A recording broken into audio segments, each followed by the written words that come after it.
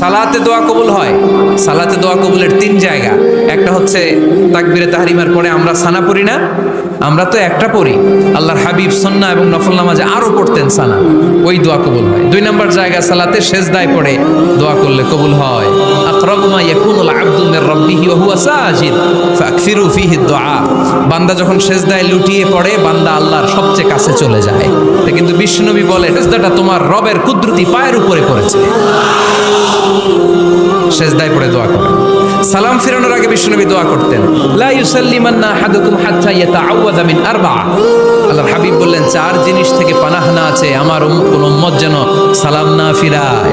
তারা যেন পড়ে আল্লাহুম্মা ইন্নী আউযু বিকা মিন আযাবিল কবর, আউযু বিকা মিন আযাবি জাহান্নাম, আউযু বিকা মিন ফিতনাতিল মাহইয়া ওয়াল মামাত, আউযু বিকা মিন ফিতনাতিল মাসিহিদ দাজ্জাল। আল্লাহ কবরের আযাব থেকে বাঁচাও, আল্লাহ জাহান্নামের আগুন থেকে বাঁচাও, আল্লাহ জীবন